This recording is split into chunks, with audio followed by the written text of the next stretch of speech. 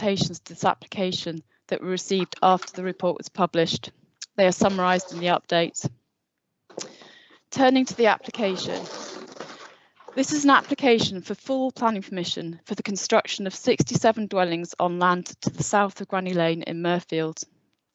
As some members will recall, the application was originally considered by this committee in December 2019. At that time, members made the decision to delegate approval of the application to the head of planning in order to finalise the conditions and the Section 106 agreement. However, following that committee, correspondence was exchanged between local residents groups and the council. This led to a further round of consultation with the Environment Agency, Yorkshire Water and the lead local flood authority, the LLFA, which is detailed in the report. Additionally, resolution of the Section 106 agreement was delayed by the impact of the COVID pandemic. As a consequence, it was decided that the application should be brought back to this committee for determination again. It was originally intended for consideration at the October committee last year.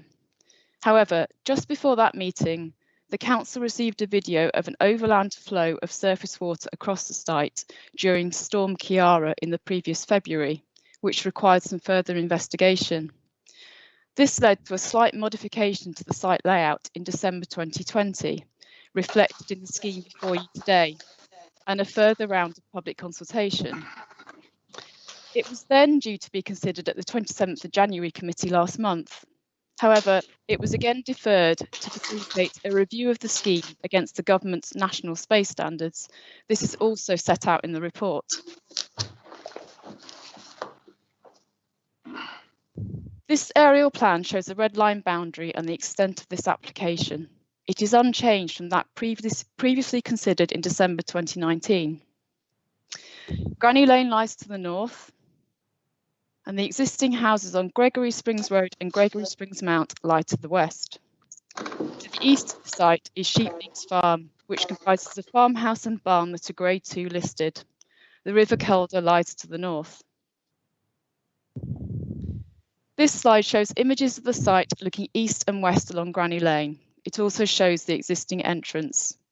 The site has previously been used mainly for agricultural purposes and as a paddock for grazing horses. The site is allocated for housing in the local plan, with an indicative capacity of 70 dwellings. This slide indicates the extent of the application, which is consistent with the red line boundary. This is the proposed layout.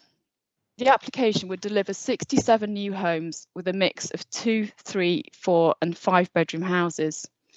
This results in a density of 35 units per hectare, which is consistent with the local plan. The 13 houses shaded red are the affordable units. These would represent 20% of the dwellings on site, and the scheme is policy compliant in this regard. There would be a mix of 2 and 3 bedroom units secured through the Section 106 agreement. The estate is designed around a single loop road. This allows for back-to-back gardens and provides acceptable living conditions for existing and future occupiers. As set out in the report, the scheme has recently been amended so that 88% of the houses now meet the government's minimum space standards, including all of the affordable housing units. In terms of the layout, this led to a change in the affordable house type, and they were made 1 metre deeper than previously proposed. The main access into the site would be from Granny Lane as a new priority T-junction. It would be widened to meet adoptable highway standards, and appropriate visibility displays onto Granny Lane can be achieved. A slight change to the internal road has been made to address comments made by the Section 38 Highways Adoptions team. It resulted in this bend on the right-hand side of the site being widened slightly. 2 areas of public open space are proposed to the front here. These would be accessible to existing residents as well as future occupiers. There would also be a requirement for an off-site contribution of just over 58,000 to address a shortfall in on-site open space, which is detailed in the report. The route through the public open space to the east of the site would accommodate access for emergency vehicles during a severe flood event, which I will come on to, and that route is shown here. This is what the houses would look like.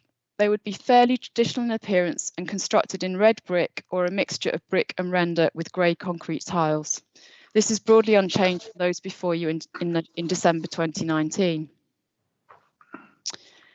This slide illustrates the flood zones in and around the site. The light blue colour you can see is flood zone 2. This is a medium probability of flooding. The purple shade here is flood zone 3, which is a high probability of flooding. The deep purple is 3AI, which is a slightly higher risk as allocated by the local authority. The green is functional floodplain, and as you can see, the site is not identified as floodplain. In fact, the majority of the site is flood zone 1 at a low risk of flooding. There would be no houses within flood zone 3. They would all be sited in flood zone 1 or flood zone 2, which government guidance identifies to be a suitable location for housing. The site access would be partly within flood zone 3, and to address a situation whereby emergency vehicles trying to access the site could be obstructed during a severe flood event, the emergency access through the POS, the public open space, has been secured, which are highlighted in the previous slide. Construction details for this route would be secured by condition 8 as set out in the report.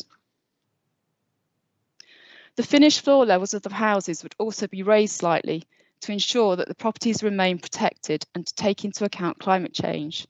This is secured by condition 7, which is also detailed in the report. The proposal has now been considered by the Environment Agency and Yorkshire Water on several occasions, and they raised no objection to this development subject to conditions. Drainage and surface water flows have also been carefully considered as part of this application. Surface water will be drained from the site directly to the existing public sewer located within Granny Lane via a gravity-fed connection.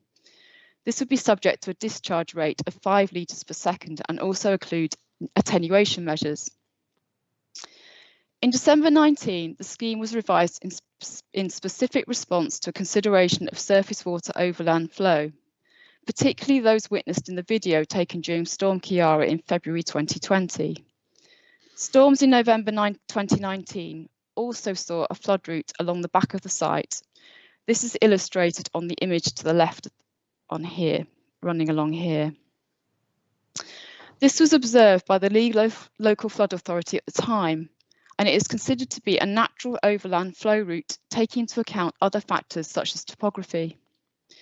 The images on the right of the slide show the line of the route to the rear of the application site at the top, and a slight depression in the land behind the neighbouring property and on towards Valence Beck, which is in this location down here. In February 2020, the Storm Ciara event, it is understood that this route was partially blocked. This caused significant ponding within the red line boundary of the application site, where the water reached a natural weir point and cascaded along the access route to Granny Lane, which was seen in the video that I believe some of you may previously have seen.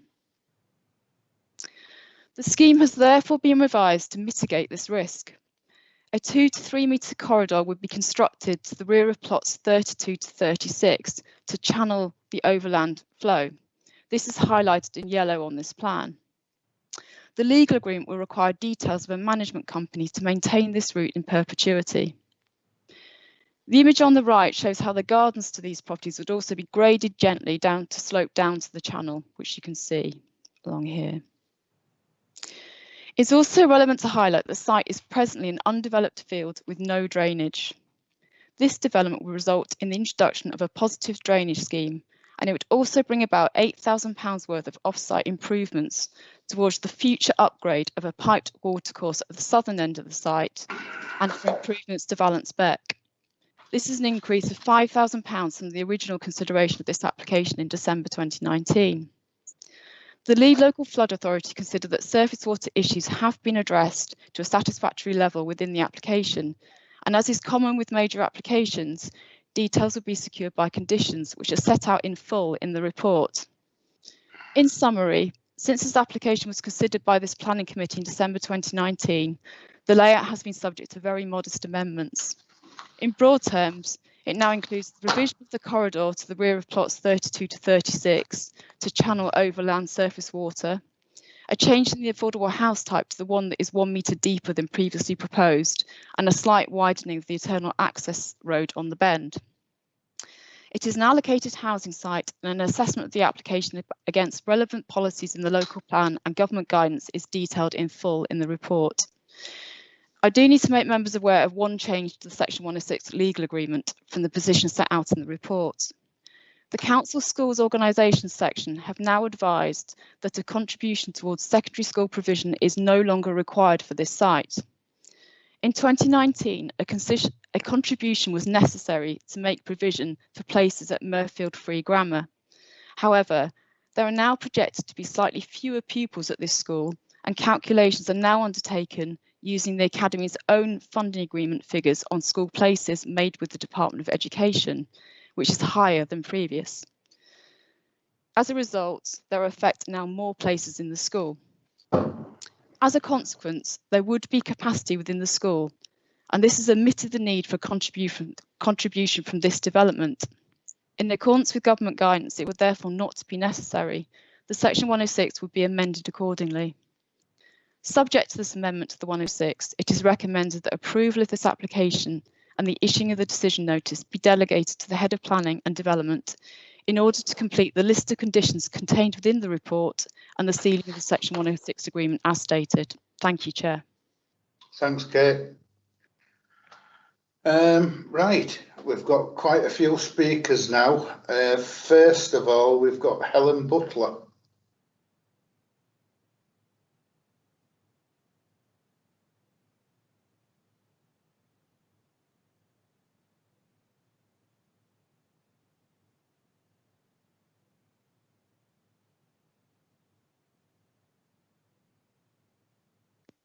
Sorry, Chair, something went wrong with my computer.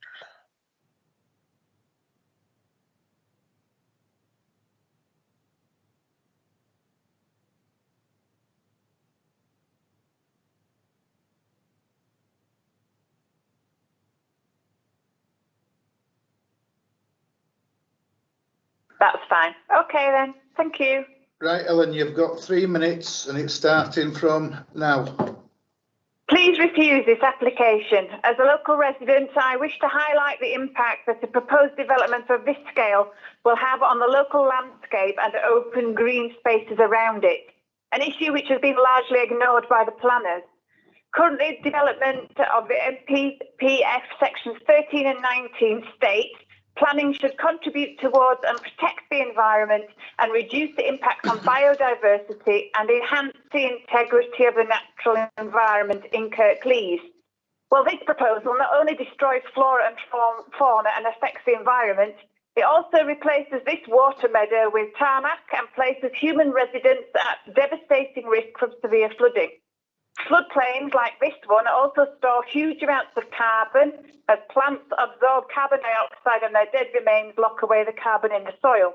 This development contributes to the destruction of nearby valuable interconnecting woodland and fields, habitats of rare species such as black poplar trees, dormice, nesting buzzards, goldcrest blackcaps, important colonies of bats, badgers, deers and foxes.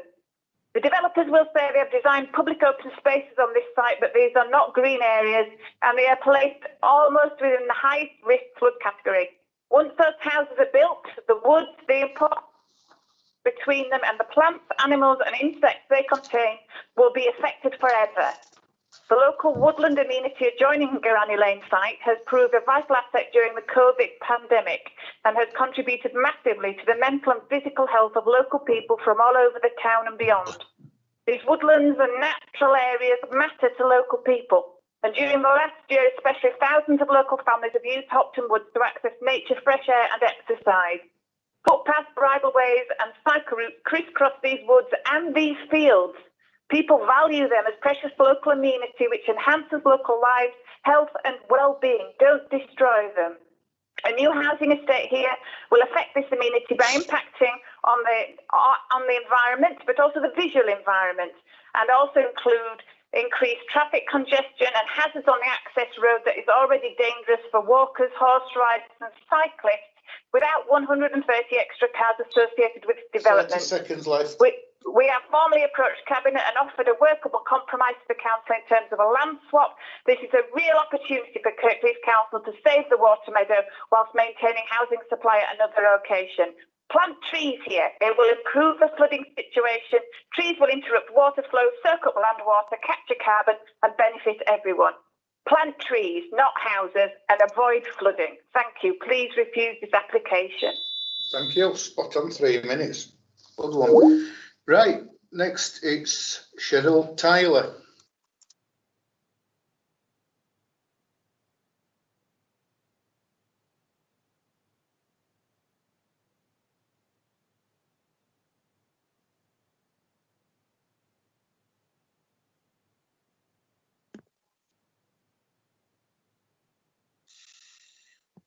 Please, yeah.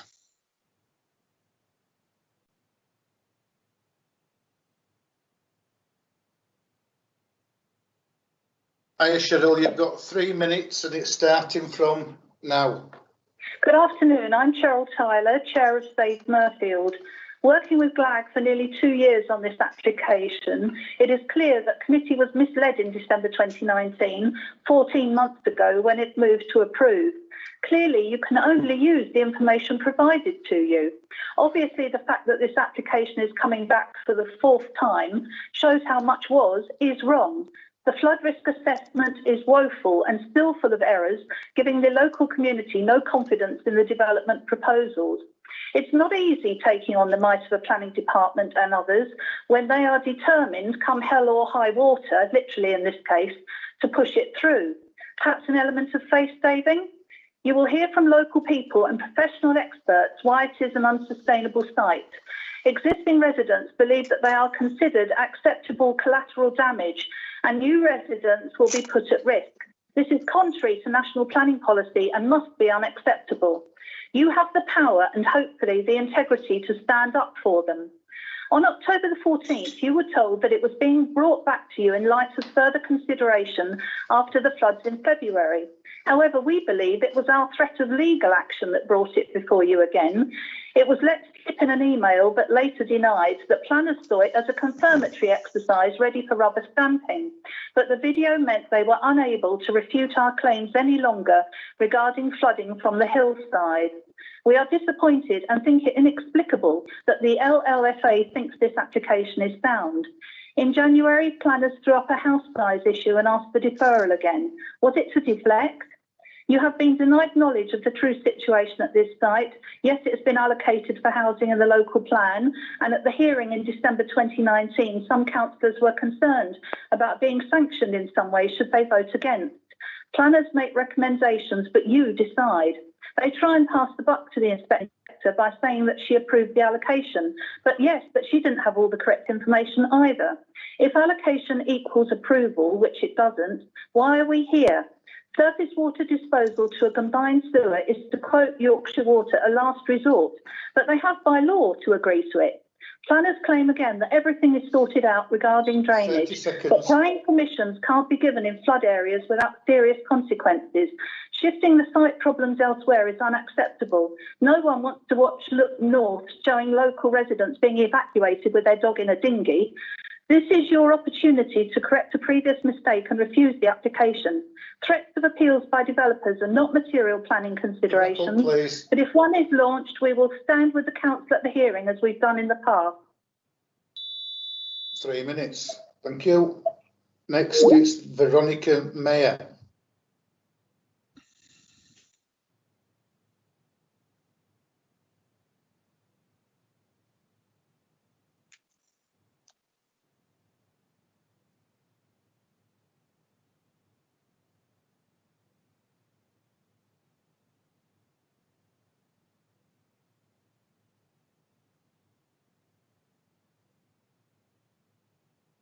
That's lovely. Can you hear me? Yes, Yeah. we can, thank you. Lovely. Thank you. Hi Veronica, you've got 3 minutes starting from now. I live on Hag Lane, about 7 metres from Valence Beck. On the 6th of February this year, I watched the Beck overflow, as it often does in bad weather. As usual, Granny Lane soon became flooded with a council worker Hello? Hello? Hello? Carry on, we can hear you. Yes, can you hear me? Yes, we can hear you. Right. I live on Hag Lane, about 7 metres from Balance Beck. On the 6th of February this year, I watched the beck overflow, as it often does in bad weather. As usual, Granny Lane soon became flooded with a council worker asking for help from our local voluntary rescue team to direct traffic away from the flood area. The videos and pictures we've presented to you will demonstrate that severe flooding with road closures, damage to homes and businesses are not unusual events for us. In a conversation with a senior officer last year, we discussed how the extent of flooding had been affected by climate change. At homes, some 90 years old, about 10 metres from the site entrance, would fail to gain planning permission now as the river levels had raised so much. You see the extent of the predicted flooding from the applicant's FRA, with river levels already rising well into the site entrance, public open spaces and children's playground. How will it look in 20 years' time to come when the river has reached the houses? Despite what you will hear from the applicant, you know that no amount of drainage will be effective when the drains and gullies are submerged. What more evidence do we need to convince you that the meadow should be preserved? For the people living in the houses we discussed, their fate is sealed. There can be no improvement in the situation as the rising river levels is inevitable due to climate change. This proposal can only worsen all our situations as raised concrete replaces the flat absorbent meadow. Everyone living here is frightened and distressed when the flood alerts arrive even more frequently. Councillors, you've got the opportunity today to prevent this horrible situation happening to more families who, yes, do need homes, but ethically is that at any cost. Climate change is real. Your own emergency document states how flooding in particular affects our region and that tree planting is essential. How can this reconcile with the destruction of a natural flood defence in an area with one of the highest flood risks in Kirklees? 30 seconds. A refusal may result in a financial loss for some, but it cannot be compared with the human and environmental cost of communities like ours who are already struggling. Councillors, you'll hear a lot of technical jargon today, but please hear me and my neighbours who go to bed at night worried about another flood alert, the safety of our homes and neighbours and our environment. And yes, definitely those needing houses to live in. But the solution to the housing shortage cannot be to place families in harm's way whilst destroying an essential flood defence. Councillors, please use your wisdom and courage to refuse this dangerous application. Thank you. Thank you. Next, it's Andy Kirby.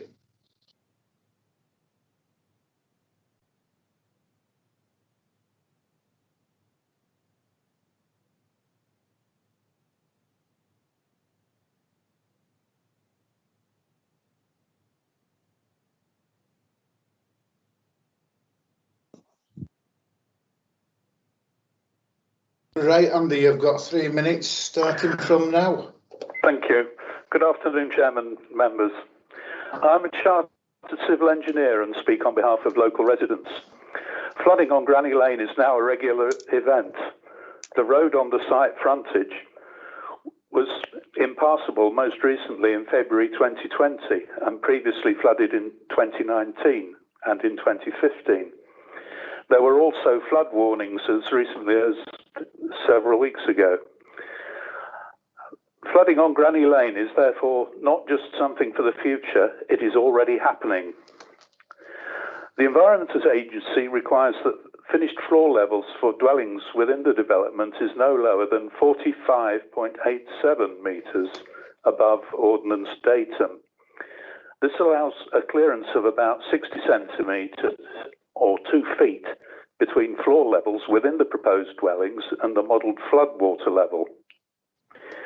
The analysis in your committee report focuses on the site itself and does not consider flooding on Granny Lane or at the site accesses. The key point here is that based on the modelled floodwater level, 45.27 metres AOD, Granny Lane would be flooded to a depth of 1.3 metres. That's about 4 feet at the main site access. The applicant suggests an emergency access on Granny Lane could be used when the main access is flooded. The emergency access, however, is only 25 metres from the main access and at only a marginally higher level. In the modelled flood event, water would therefore be around 1.1 metres deep around 3 foot 6 inches in height, at the emergency access. The emergency access, therefore, does not overcome the flood risk problem.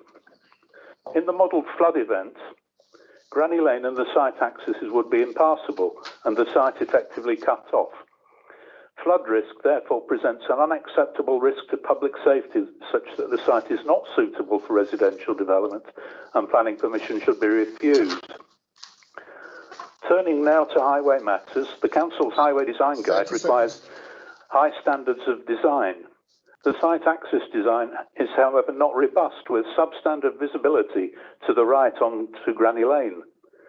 The sight line is limited to 48 metres due to the tall hedge at the site boundary and the sharp bend on Granny Lane. The sight line is only 1.7 metres short of the requirement based on traffic speed surveys. And it's easy to think that 1.7 metres is of little consequence. However, 1.7 metres is roughly... Right. Next up, we've got Francis Thompson.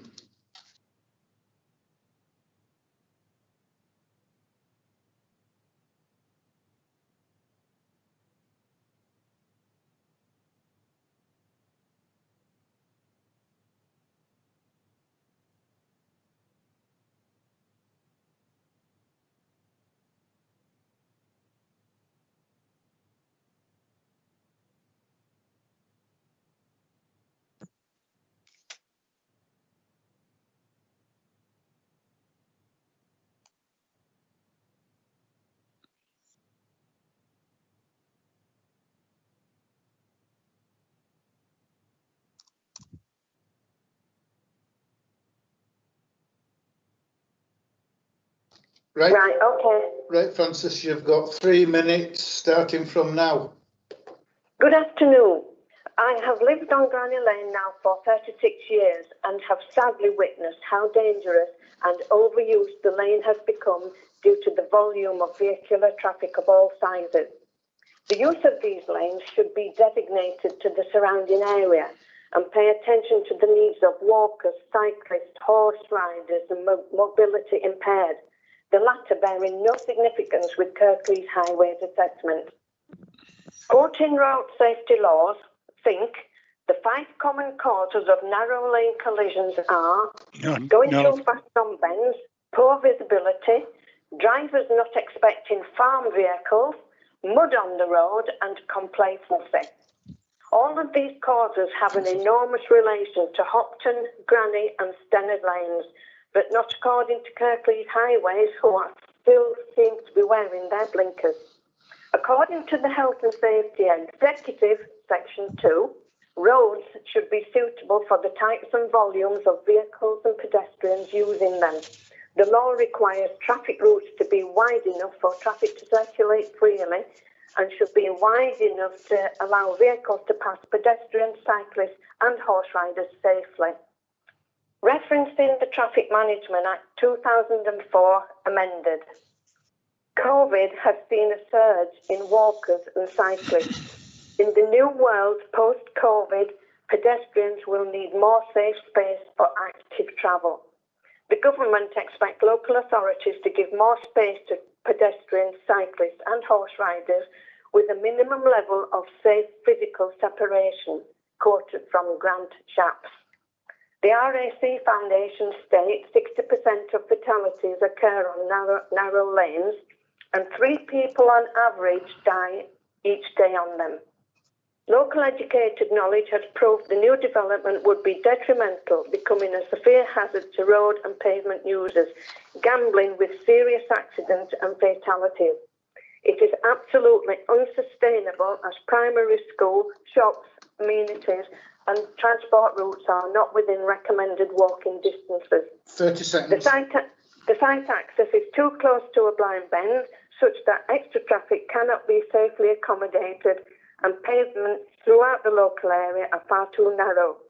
Safety should be paramount. You have a huge responsibility today. Please refuse this application. Thank you. Thank you, Francis. Next is Leanne McConnell.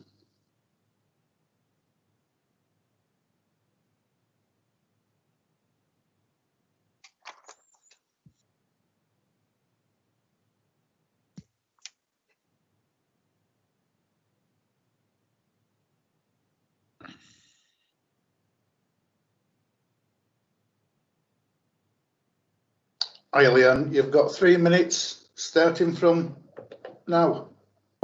Good afternoon, Chairman and Councillors. I'm a local resident of Gregory Springs.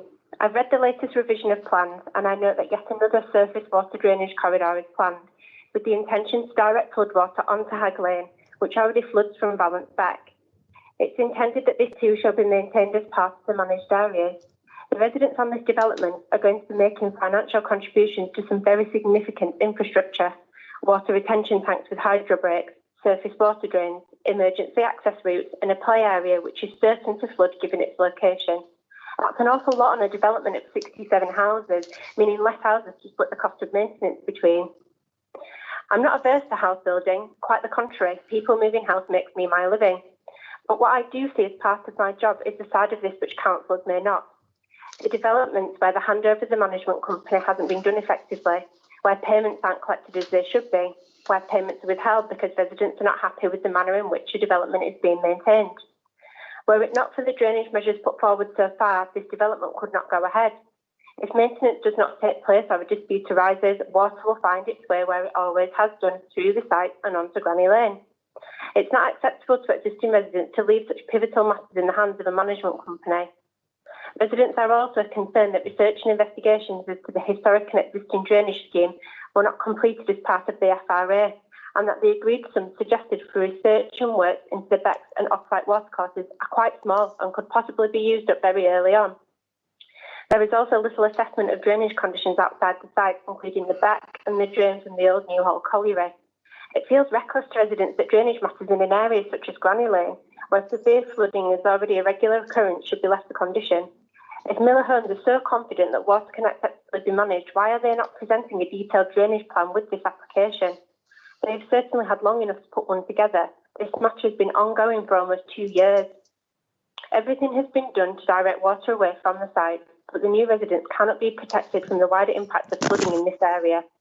In early 2020, an ambulance on a blue light had to turn around at the site entrance because their route was blocked by floodwater, and hundreds of homes were left without gas and heating for days due to floodwater in the pipes.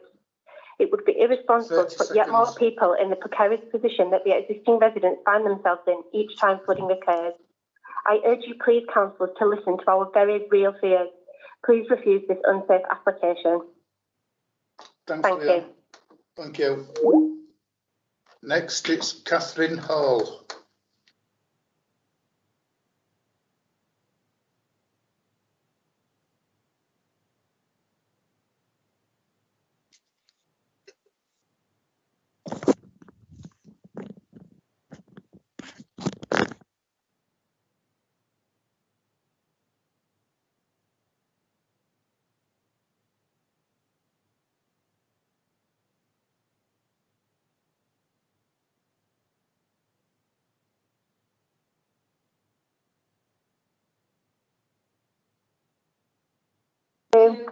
Hi, Catherine. You've got 3 minutes starting from now. Thank you, Chair. I'm Catherine Hall of Hall and Mackay Limited Planning Lawyers, and I represent Granny Lane Area Action Group and Save Mirfield, who object to this application. The applicant proposes to deal with surface water flooding shown on the video by rerouting via a water corridor. The water will be directed to a ditch to allow it to go directly onto Hag Lane and Granny Lane, but no specific assessment as to the impact at this junction has been made. At a meeting with local residents on the 22nd of October 2020, Mr Paul Farndale stated that no matter what was proposed, betterment could not be achieved for local residents. This is contrary to the provisions of the MPPS, which detail the approach to flood risk and the application of the sequential test and the exception test. Paragraph 158 of the MPPS states that the aim of the sequential test is to steer new development to areas with the lowest risk of flooding, and the sequential approach should be used in areas known to be at risk now or in the future from any form of flooding. Paragraph 159 states that it is not possible for development to be located in zones with a lower risk of flooding, the exception test may have to be applied. Paragraph 162 states where planning applications come forward on sites allocated in the development plan through the sequential test, applicants need not apply the sequential test again. However, the exception test may need to be reapplied if relevant aspects of the proposal had not been considered when the test was applied at the plan making stage, or if more recent information about existing or potential flood risk should be taken into account. Paragraph 163 states that when determining any planning application, local planning authorities should ensure that flood risk is not increased elsewhere. The National Planning Guidance states that the MPPS sets out a strict test to protect people and property from flooding, which all local planning authorities are expected to follow. Where these tests are not met, national policy is clear that new development should not be allowed. My client's concern is not to obstruct new development, but to ensure new development proposals adhere to planning legislation and secures protection for people and property existing and new from flooding. Thank you. An area-wide drainage assessment has been undertaken, but not a site-specific assessment. And in light of Mr. Farndale's comments, the proposed new drainage route, the time that has elapsed, and further information that has been produced, it is our client's view that a sequential test should be undertaken and, if applicable, an exception test in accordance with the MPPS. Thank you. Thank you, Catherine. Next, we've got Keelan Sargent.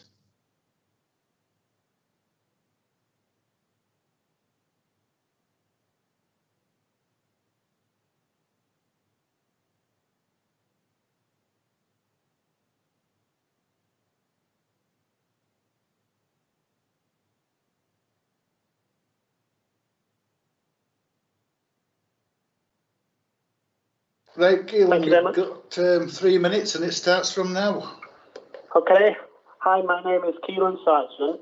I'm a hydrologist with over 17 years experience in flood risk and drainage. I've been working on the site for the last 12 months. The facts are, the site has flooded over 10 times in the last 5 years. The site entrance is within flood zone 3, not flood zone 2 as per the FRA undertaken on behalf of the developer. The site is at risk of flooding from the River Colber, Barlands Brook, culvert blockage and surface water runoff. The FRA has not assessed climate change correctly. EA's guidance states that for housing in flood zone 3, a 50% climate change allowance should be used. The FRA has used a 30% allowance. When the correct climate change allowance is used, the majority of the site will be flooded up to 2.15 metres, up to 1.5 metres in depth.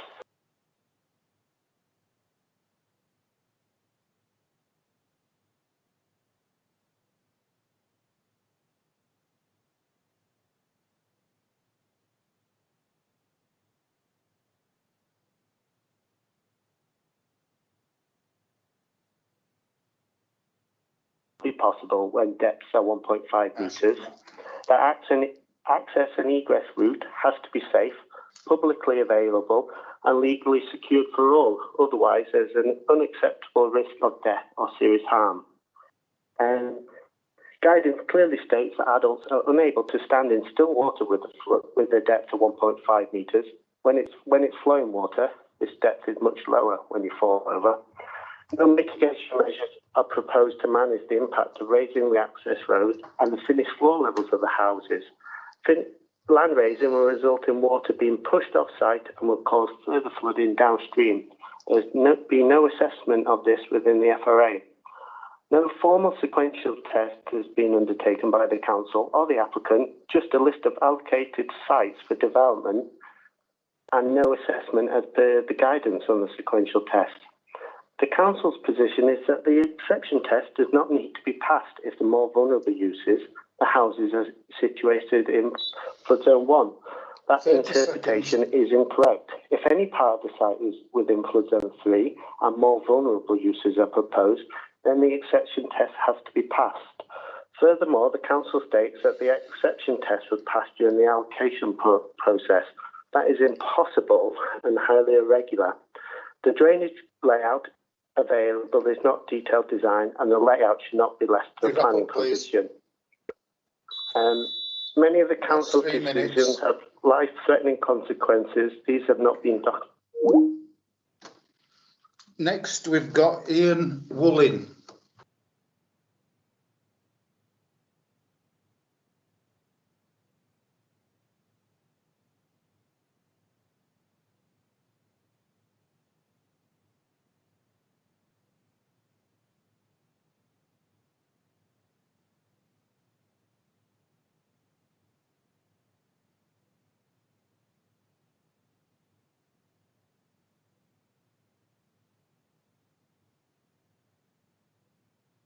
Thank you. Right, Ian, you've got 3 minutes and it starts from now. I live on Hag Lane, just across the narrow lane from Balance Beck. I'm affected by the technical note attempting to address overland flows identified in the video from Storm Kira in February 2020. Hope you've seen it.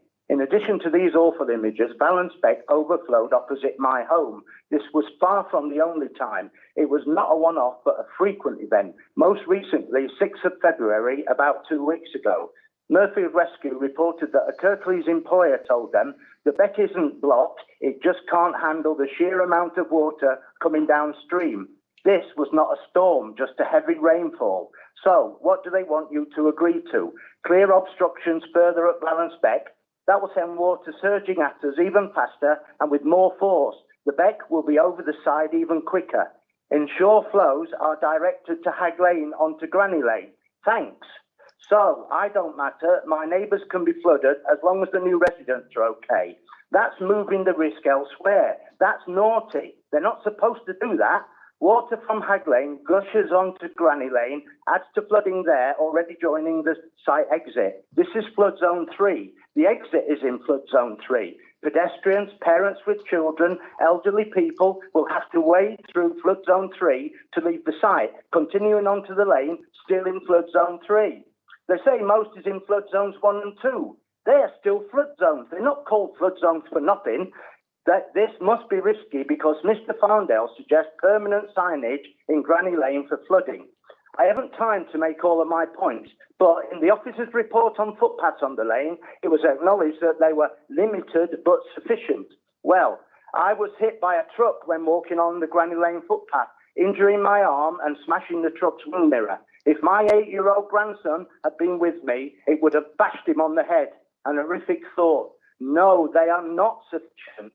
You're bombarded with information saying everything's fine. But what about the experience of those who really know? Those of us who live here. They know how it floods. They are stressed. They are scared. They've seen it so many times. They've sent in around 200 objections. Please listen to them. Please represent them. That's what councillors are for. 200 objections are not insignificant. You have a big decision to make. A big decision. It's you who will be remembered for making it. Think about the impact you will have on local people. Be brave. Show that your people's interests are in your hearts, not wealthy developers who will build and quit, leaving problems to us. Reject this proposal. This place is unsuitable.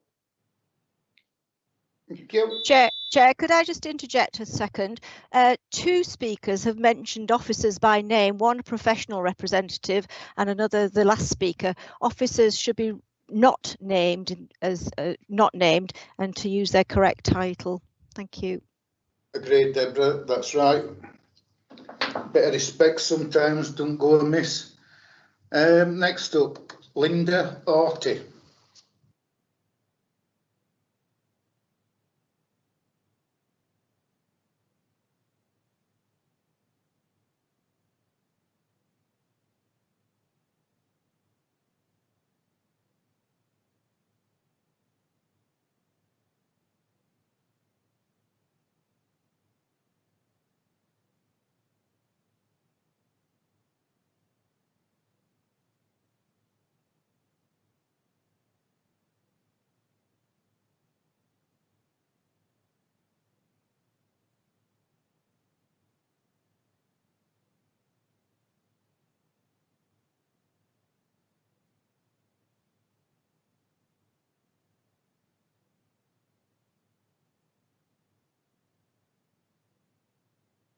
I've got a mobile number for her from last time.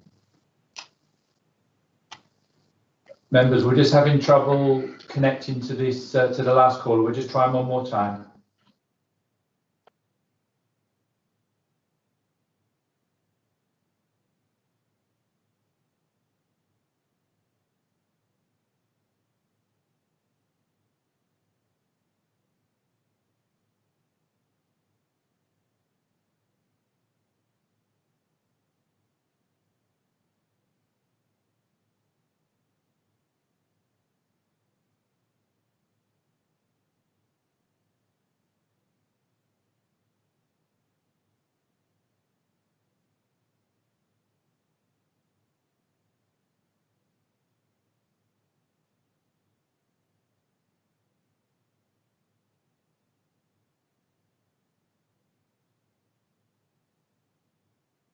Mark Eastwood was next, isn't it? Yeah.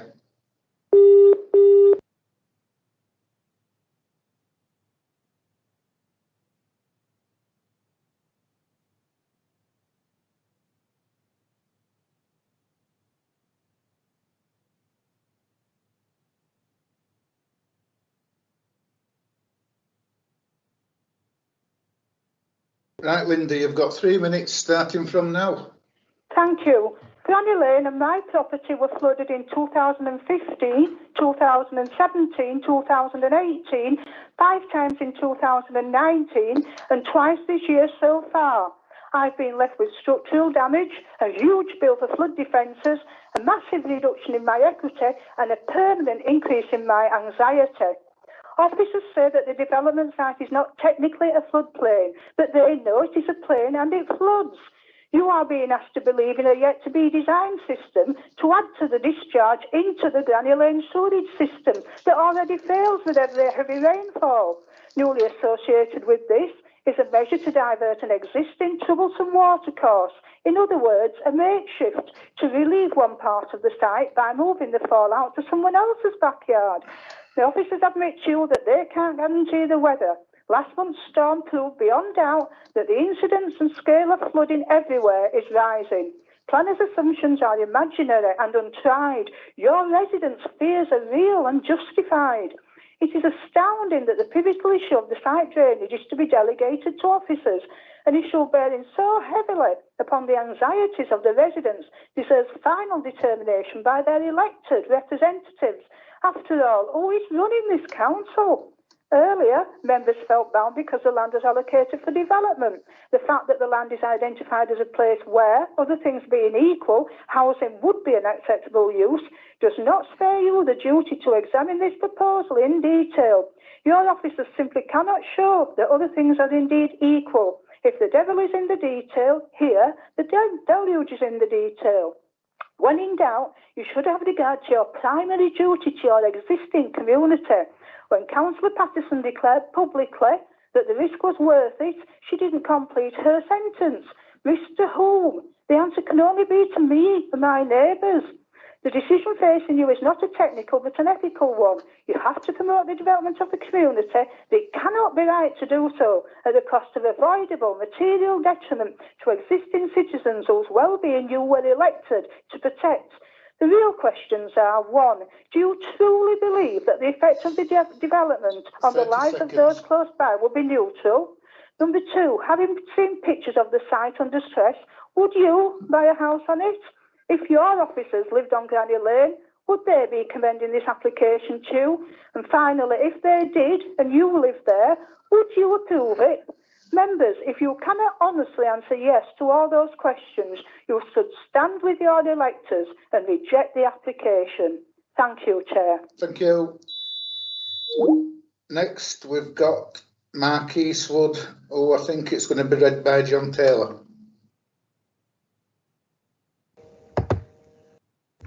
Yes, thank you, Chair. Can you hear me? Yeah, come John, yeah. Thank you. As I say, I'm here reading out a speech on behalf of Mark Eastwood. It's not actually my own words. Good afternoon. I'm here to present my opposition to the proposed development at Granny Lane, Mirfield. I'm deeply concerned by the proposed development, which would not only place prospective residents at risk, but also existing residents in the nearby area. The proposals may also constitute a breach of national planning policy framework.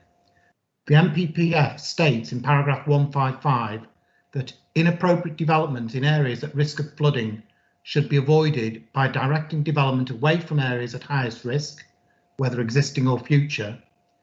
It goes on to say the development should be safe for its lifetime without increasing flood risk elsewhere. It is well known that the area has been the victim of not infrequent flooding. Mirfield business owners and people who trade and live near the River Calder already face difficulty in acquiring flood insurance as things stand. During my visit of the site, along with Councillor Martin Bolt in February, when Storm Ciara was at its fiercest, I saw the potential for mayhem.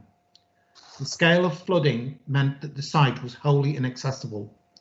The lagoon separating myself from the site was so vast that it was inaccessible. The flooding of the site created a moat around the entrance, with the water flowing down the field and bursting the surrounding becks. There is a very real possibility of a disaster if this development goes ahead. We saw again only recently when Storm Christoph hit, with the potential for severe flooding in Mirfield. Thankfully, it wasn't as bad as it could have been. However, next time we may not be so lucky. That's not a risk we should compound. It would be irresponsible to allow this development to go ahead against the wishes of residents and in potential contravention of the National Planning Policy Guidelines. There are plenty of other sites which do not carry this high risk of flooding. It carries the risk of further flooding for existing residents and the danger that prospective home buyers would be unable to access their properties. I have a further concern about the viability of these houses should they be built. This concern relates to the availability of mortgages on them. 30 seconds. Given the recent history of flooding on this site, has anything been done to ensure that affordable insurance would be readily available to the potential homeowners who, as we already face difficulties? Without this, these properties would be unmortgageable and so unlikely that purchasers could be found. Similarly, tenants may find that contents insurance would be either unavoidable or priced beyond that which they could realistically afford. I would urge this committee to reject the proposal as it is not worth the risk. Thank you. Thanks, Joe. Next is Councillor Vivian Lees Hamilton. Thank you, Chair. Good afternoon, members. It will come as no surprise that I object to this planning application. I objected to this plot of land being allocated during the local plan consultations, and with good reason, as the land floods regularly, and it has done so since before I was born, and that's quite some time ago. The plot of land, as you will know, is surrounded by a high and sweeping ridge. This ridge runs right around the proposed development, and combined with Dewsbury District Golf Club, it forms a natural amphitheatre around this plot of land in question. All of the surface water runs straight down off the hills and into this plot of land. It always floods during heavy rain. It doesn't need a storm, just a heavy rainfall. And as you know, water will always find its lowest level, and in this case, it's the water meadow at Granny Lane. I refer back to photos I sent to the committee last year. The photos show the state of the water meadow and Granny Lane on 7/11/2019, after recent heavy rainfall. On that day, the rainwater flooded the proposed development site, the road, but worst of all, it flooded the existing properties directly opposite the development. Standard Lane and Granny Lane were closed to traffic that day due to the road being completely submerged and underwater by lunchtime. Later that day, Newgate was also flooded under the railway bridge and the road was subsequently closed. There are only 3 access roads out of Lower Hopton to travel up to the main A644, Standard Lane, Newgate and Hopton New Road. 2 of the 3 roads were completely closed off, underwater and impassable. And on that evening, I had to travel out of Hopton and up into Mirfield. It took 20 minutes to reach the traffic light control junction with Hopton New Road and the A644. You must have seen the videos that were sent to you by GLAG with the water pouring out. And in light of highway safety and access, back in 2004, the late Dave Gill said that traffic lights at Station Road were beyond saturation point. 15 years later, and the volume of traffic has increased exponentially. So has the frequency of flooding in this area. On Boxing Day 2015, all roads out of Lower Hopton were blocked by flood water. Way back in October last year, I had some traffic counts conducted on Granny Lane and Standard Lane. The results were very, very worrying. There is a high volume of traffic, 2,928 vehicle movements per day on what's really a lane. It's not wide enough to be referred to as a highway. Now, the average speed percentiles close to the shipping were 32.9 miles an hour. The narrowest section by Dr. Reddy's had an average speed percentile of 32.9, but most worrying of all, towards the residential area of Granny Lane and this development, there were recorded speed percentiles of 38.9 miles an hour. I don't believe that highway officers have taken this into account when considering the safety report. Drivers do speed along this section of road, and the single curb is very narrow. It's only wide enough for one person. I wouldn't walk on it. On the riverside, there's a concrete fence that runs alongside the lane. It's been confirmed it's not a safety barrier. It will not prevent the vehicle from being knocked into the river. The land is in flood zone 2 and 3. There's also a high risk from coal mining. As a resident of Hopton, this area was extensively mined in the past. It was a drift mine where miners walked down tunnels to get into the mine. No one knows how much water could be in these tunnels. No one knows what will happen to surface water runoff if and when the developer grouts these seams. It could result in much more flooding once the cavities are filled. There's no bus service on this section of road. You can't even get a bus to Dewsbury from this location.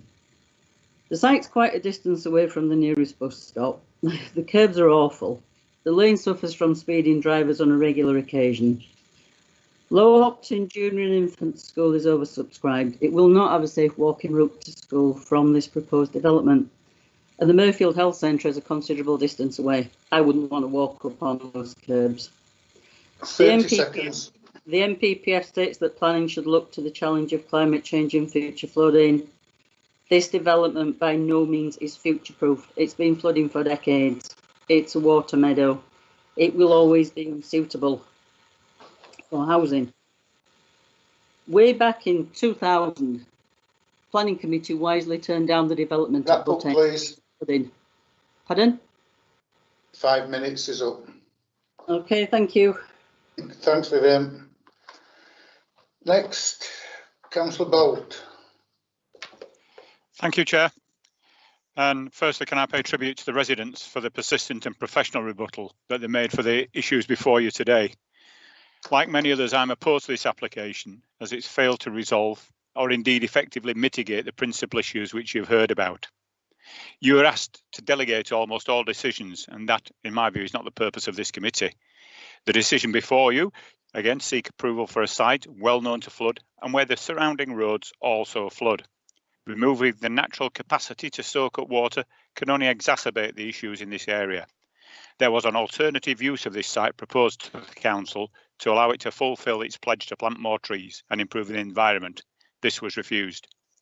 The delegation agreement only gives the committee indications and not guarantees, as the delegation allows that decision to be changed, as has happened on other applications, and you may wish to consider that your decision should be binding and clear, such as when the alleged contributions, if collected, come, where will they go? You're asked to agree an off-site contribution for an open space facility, but those who've looked at this site will be well aware that the lack of space in the immediate area and should have concerns for pedestrian safety for families trying to get to the nearest play facilities. It was also stated last time that emphasised that the open space on site will serve as an emergency access and egress.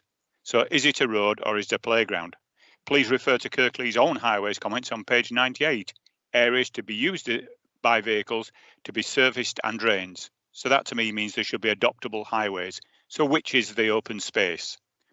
You're asked to agree funding to encourage sustainable travel, which is a laudable objective, but the application does not provide a safe pedestrian crossing to allow any bus passengers to take up that opportunity.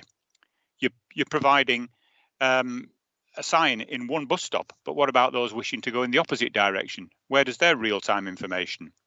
The report says to use bus services. They can be changed at the whim of the operators, as we know, and are at present only hourly and going to Huddersfield. What about these residents who may wish to work in Leeds, Dewsbury or further afield? That is not a solution, it is a SOP. You're only asked to give a bus-only M card, yet the railway station is so near and people would obviously use a rail station, but they're not contributing towards that. Mirfield rail station is the third busiest in Kirklees, and as we know, the only one with a direct access to London. So I would suggest that you may wish to amend that recommendation. The officers give weight in 10.39, but have failed to secure the contribution to support the improvement of the Mirfield railway station and improve the facility. And again, looking at the area, would you allow your children to cross the roads with increased traffic without that chance of improved pedestrian crossing? We briefly saw the outline plan, and unfortunately, in the level that we had before us, it was difficult to make out. But I think the red dots indicated affordable housing. If so, that goes against the Kirklees policy of putting affordable housing in clusters. They should be spread around the site, and I would ask members to check on that. Again, that's poor design. We've heard that there's an opportunity to divert and pipe water through Valence Beck into the Calder, which already floods. So adding more water and raising the flood levels, leading to potentially water backing up from the Calder onto this site and the surrounding roads. You're aware that parts of this site feature in the flood zones, so even if you keep houses out, you've got access roads within those zones, and residents, as with other sites in Mirfield, such as Butt End Mills, may be frequently cut off from their homes. The council only conducted limited consultation on the revised plans and say that legally they don't have to, but morally, for a council who professes to be working with rather than doing to people, a wider consultation should have taken place. What about those people who live not adjacent but close to this site and will be affected by the potential of more water stopping them being able to use the roads? You'd have to agree that throwing a few quid at a bus stop will stop people using the cars. The reasoned approach would be that developers should have to pay for the worst case scenario, and if they can prove in reality that it works, they may get some money back, because as often it doesn't happen and the council is left with insufficient money to improve the situation. The committee has recently looked at issues and problems for compliance with planning conditions, and you're asked again to take responsibility for a decision when you don't have the facts. Will history repeat the chaos on the Caddy construction site here? Will we see mud dragged across the wider area, cars blocking the narrow Granny Lane, and drains blocked by the slurry running off site? Kirklees needs to learn from mistakes, and committees should see the full conditions before you approve a major application. Members, I would urge you to refuse this application. Thank you. Thanks, Martin. And lo and behold, it's Martin Bolt again. Thank you, Chairman. 3 minutes this time, Martin. I'm now speaking on behalf of Mirfield Town Council, who have also made a contribution. Yeah. I'm shocked that no primary school contribution was sought, and even more shocked when I heard no secondary school will be supplied. Bearing in mind that Hopton is the very school that's been in the papers recently saying to lose out from contributions. It lost £80,000 from a planning issue. We're told by the head teacher that they need the money, and a local charity has recently had to fund the upgrade of their broadband facility. So there must be a need for investment in their infrastructure. You deferred at officers' request to consider NDSS issues, which, although not at present an adopted policy, are of significant weight if the officers needed a deferral. Yet it's not been fully resolved, and I would ask you to continue to attach significant weight to that and ask that all homes are NDSS compliant. I've referred again to the 13 affordable homes, and those need to be spread out around the site. Mention is made on page 83 of a material change in terms of a concrete processing plant, but the report says it's not relevant. If it is within the red line boundary, it is a materially significant consideration. I would urge members to clarify that, because even though it's not owned by the applicant, if you only took applications where the applicant owns the site, you'd have a much lighter workload, Chair, because most of them are speculative, where the applicant has served notice or has an agreement. They don't actually own the site, so that is a red herring, I would suggest.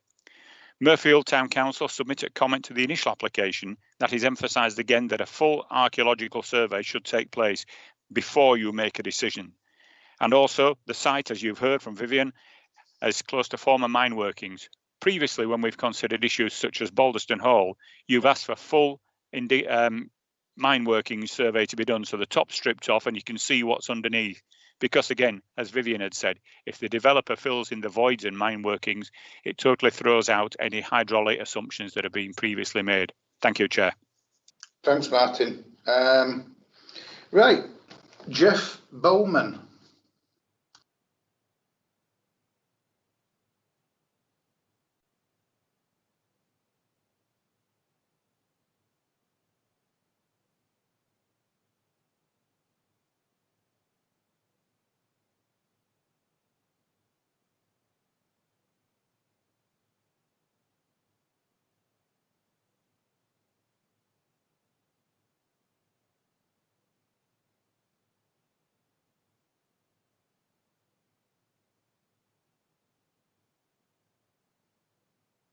Thank you. Right.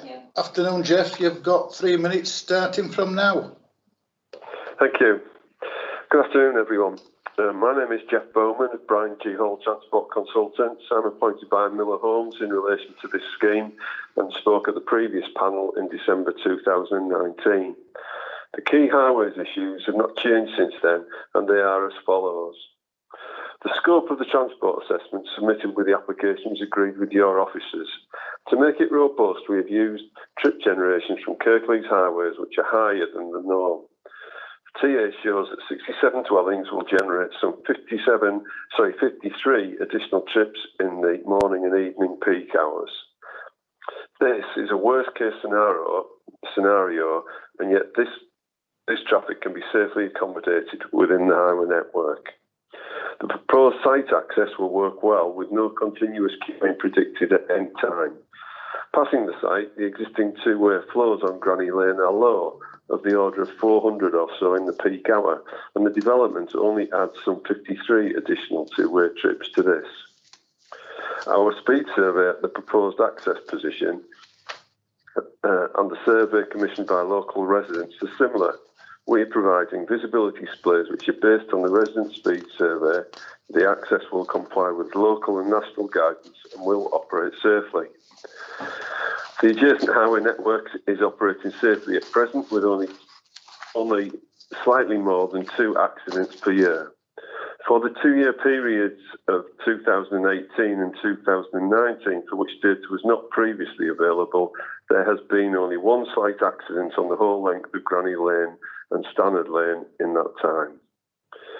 We previously increased the number of on-site and visitor car parking spaces as requested by officers. The site is in a sustainable location. It will be supported by Highways contributions of some £52,000 to fund M-cards for new residents, a real-time bus stop facility and to fund the travel plan. The Huddersfield Road, Queen Street, Station Road Junction and the Huddersfield Road, Stannard Lane Junction will operate satisfactorily with the development in place. At the previous panel meeting, the Council's Highways Officer confirmed that the scheme complied with the Council's design guide. The traffic generated by the scheme could be accommodated on the network and the access and the scheme layout were acceptable. I am in agreement with these comments and see no justifiable reason to refuse planning permission on highway grounds. Thank you for your time. Thank you. Next is Ross Oakley.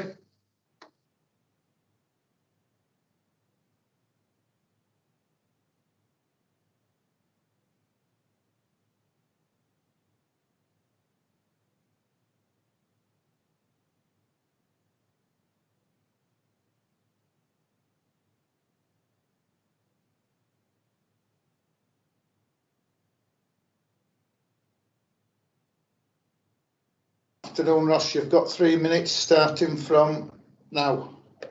Good afternoon, Chair and members. My name is Ross Oakley of RWO Associates. I'm appointed by Miller Homes and spoke at the previous panel in December 2019.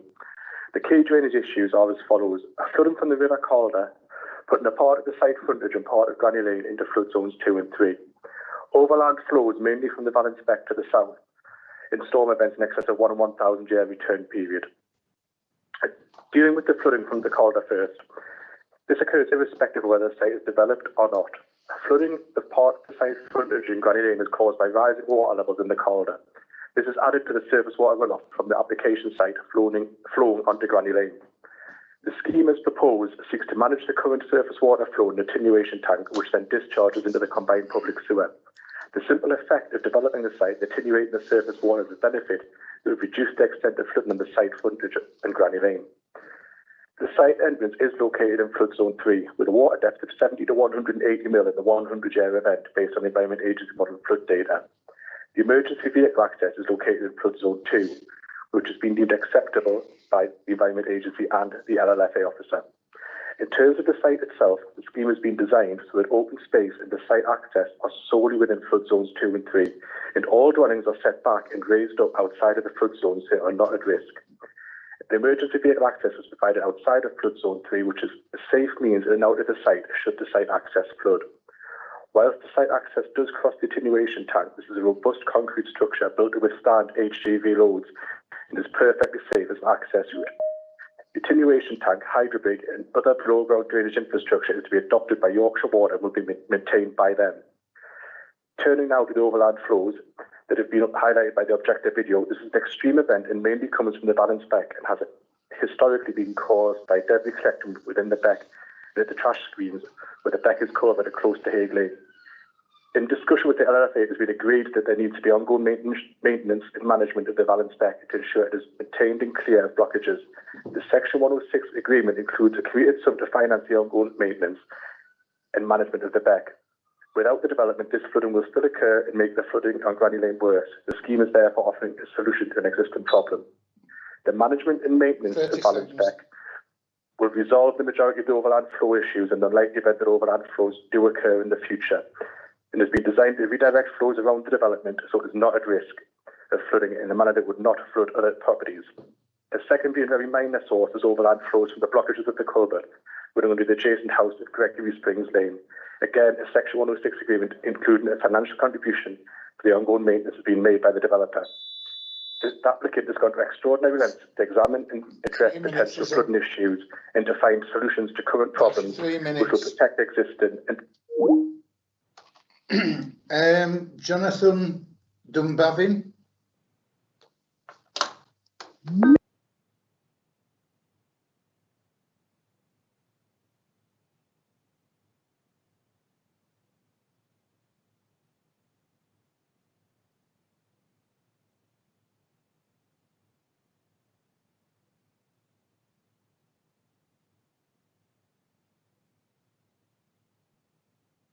Jonathan, you have 3 minutes starting from now. Thank you, Chair. My name's John Dunbavin. I'm the planning consultant acting for Millers on this site. You've heard a lot of comments today, a lot of emotion from local residents, but what I'd like to do is just bring it back to the facts, particularly from a planning perspective. I think in the first instance, as the officer has said, the site is allocated for residential development on the adopted local plan. As part of the local plan process, the site was assessed as being suitable for development in terms of highways and flood risk. The allocation was thoroughly examined by the inspector and found sound. Obviously, in December 2019, members resolved to support the application, and in the intervening period, both local residents have raised further concerns relating to highways and flooding. The applicant and their consultants have taken these concerns very seriously.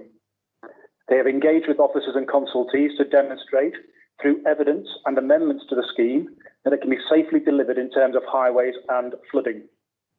This evidence is agreed with your highways officers, the flood officer, Yorkshire Water, and the Environment Agency.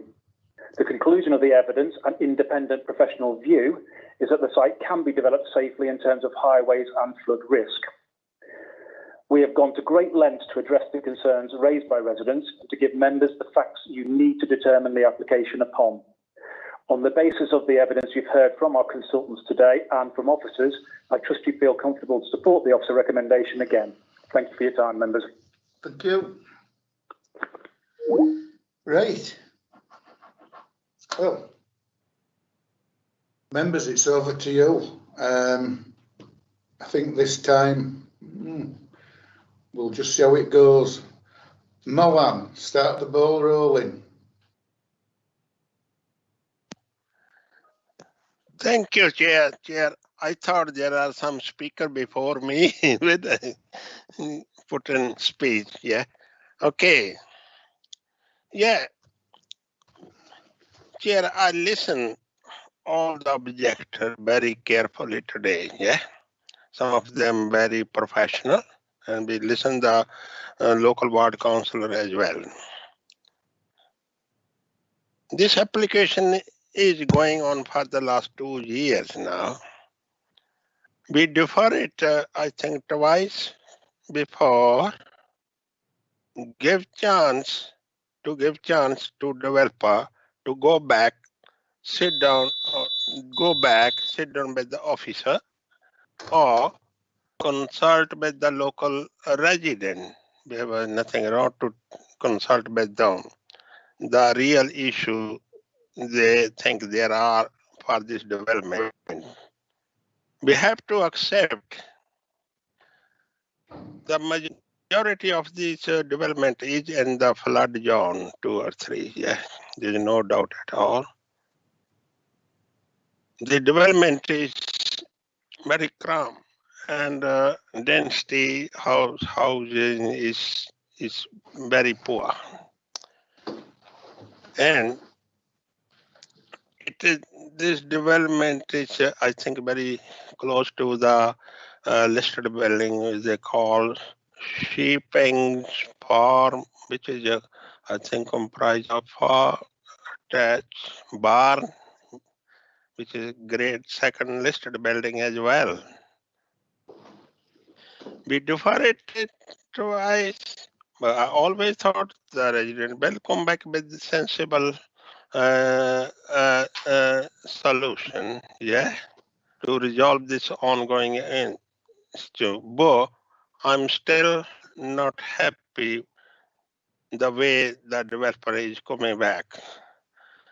At this stage, I haven't made up my mind, but I listen to members of the committee what they say. Thank you. Thanks, Mohan. Well, I know I've made up my mind, because the longer that we keep deferring it, the more problems come, and there are problems. For argument's sake, pepper potting. We absolutely stick our necks out for pepper pots where it's affordable housing. This in pepper pot, so that's something else. Then there's education money. That's another bombshell that's just cropped up. So anyway, it's a committee decision. So we'll go and see what Councillor Patrick's got to say. Thank you, Chair. Well, we've heard plenty of evidence about the flooding of this site. It obviously gets flooded by the River Calder. It is surrounded by higher ground. So we've heard that it gets surface water runoff. It's a water meadow. It even struggles to function as a water meadow because it obviously causes flooding. There's always obviously flooding of neighbouring properties too. You fill this in with houses, where's that water going to go? The applicants and their agents will want to tell us that the measures that they're putting in place is miraculously going to take all this surface water away. I don't buy that. I don't think that's going to happen. What I think is going to happen, if you fill this natural water meadow with houses, I think two things are going to happen. The new properties are going to flood, and the neighbouring properties are going to flood even more, and properties further downstream are going to flood. And it's straightforward to me. It's black and white to me. This has to be refused, and I recommend refusal on flooding grounds. Thank you. Thanks, Nigel. Councillor Bellamy. Thank you, Chair. First of all, I'll second Councillor Patrick on refusal and on flooding grounds. However we look at this, we know that it floods down there. How many times has Granny Lane been closed due to flooding? I mean, it was closed even just recently. Just to build houses on there, you're going to cause yourself a bigger problem. With flooding, I don't see there's any way around it. However you look at it, to me, to be honest, it's floodplain. Like I said, it's supposed to be a water meadow that can't function because there's too much water. But yeah, just out of interest, I would like to know though, how many times has Granny Lane actually been closed due to flooding? If anybody can answer that. But yeah, I'll second Councillor Patrick, refusal on flooding grounds. Thank you. Thanks, Donna. Councillor Pinnock, and then I'll bring Kate in then after that. You're muted, Andrew. I apologise. I hear what Councillor Patrick and Councillor Bellamy say. There is one inconvenient fact, unfortunately, and that is that site was allocated for housing. The planning inspector who dealt with the plan didn't. Well, flooding is mentioned. I've been looking at the entry in the local plan relating to this site, and most of the text in there is about the listed building. It does mention the fact that part of the site's in flood zone 3, but it doesn't talk about what the implications of that actually are in terms of water going across the site and where it comes from. Incidentally, I'm not convinced it comes from the Calder. It seems to come from the side streams. I'm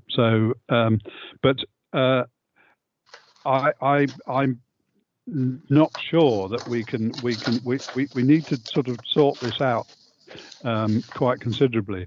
What I would like to know is what was actually said at the planning inquiry in relation to this site. Mr. Farndale probably knows that, since I suspect he was there, and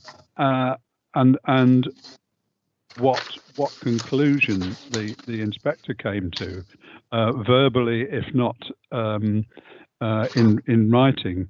But as I say, the entry relating to this site doesn't indicate that there is a considerable flooding problem on the site. I will probably hear people saying this is all rubbish. Well, that may be true. The difficulty would be that if we refuse it, we would be subject to an appeal, and the evidence from the planning inquiry, from the planning inspector, doesn't look very good from that point of view. There would be a danger of us losing the appeal. I'd like some clarification on those points, because one of the things we as a planning committee do not want to do is subject the authority to unnecessary expense, quite apart from all the other things that we are supposed to do. Whilst I hear what the local residents have said and have spoken with great eloquence, we do need to be dispassionate about this and come to a cool decision. Yes, I know. Some councillors might not agree with that, but we have got to be quite careful about these sorts of things. I'd like the clarification on the points that I've mentioned, if officers can, please. Yeah. Kate. Thank you, Chair. I'll clarify a couple of points. If I can just share my screen again, share the presentation, that might be helpful. Okay, I think on the point of affordable housing, I need to make clear that this hasn't changed. This is the same proposition we had in December 2019 when it was deemed to be acceptable. So whilst they are not pepper potted, they are in 2 locations that can be managed. And I think the key point is the affordable units look no different to the other houses within the site. So I think that's what we're trying to achieve, is they can't be distinguished. And I think that's evident in the elevations. I think coming on to the matter of the flood zones, the majority of the site is in flood zone 1. So that's at a low risk of flooding, and that's the same, as you can see, as the areas around the site.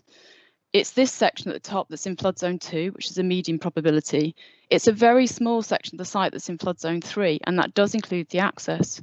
But to mitigate that, obviously the emergency access would bring an emergency vehicle, if it needed to, in a flood event, onto Granny Lane in flood zone 2, which is at a lower risk of flooding and would not be such a problem.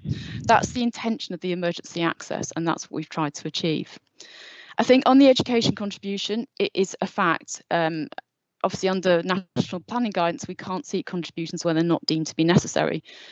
The grammar school has places, and therefore we can't seek them as part of this application. I think on the flood risk issue, if I can bring Paul Farndale in, he can explore the surface water issues in much greater detail. So I'll pass on to you, Paul. Oh, just one point, sorry, Councillor Pinnock. In terms of the site allocation public inquiry, I wasn't present then, I can't really comment. What I would say is the site is allocated. as you know, and it's allocated for up to 70 dwellings. That was the indicative capacity. This delivers 67, which in terms of the density is wholly compliant with the local plan. What the inquiry did do, I believe, is it reduced the developable area to take account of the fact that part of the site was in flood zone 3. But as I've said, there are no houses as part of this proposal within flood zone 3. So I'll pass over to Paul. Good afternoon, Chair. Good afternoon, members. Paul Farndale from the Lead Local Flood Authority. I've made quite a lot of notes of what people have said. I've probably made myself really unpopular by correcting some councillors, some residents, and the developer itself. So if I'm upsetting everyone, I'm probably doing my job properly. As I said, it's majority in flood zone 1. That's where the houses will be located, and flood zone 2, which under the exceptions test, that would be a tick. You wouldn't have to actually perform an exceptions test for that, but that's been covered in the local plan. One of the residents was saying, well, flood zone 1's still a flood zone. Scapegoat Hill and Home Moss would be in flood zone 1. It's just everything that's outside flood zones 2 and 3. Mount Snowdonia would be in flood zone 1. Would flooding by the Calder, somebody said it clearly floods on the Calder, just as a mark on Boxing Day 2015, which was a significant event. If you want to measure the reality of that didn't reach the site, it reached the site boundary, where other roads, which was mentioned by Councillor Lees, Hamilton, Station Road, for example, Calder View, were all underwater and impassable, Stennard Lane too. So that is a measure of what could happen in the extreme event. So if you look at the floods of 3 at the top, which is the purple colour, it's what would happen within what they call a 100-year event. Now that is misleading. Clearly, that would happen a lot more often, which is why we had climate change, and climate change has been assessed by the Environment Agency. I think it's just important to note at the moment, I'm being asked to speak here, that the Environment Agency are the statutory consultant for flood risk, whereas the Lead Local Flood Authority are the statutory consultee for surface water flood risk. Yeah.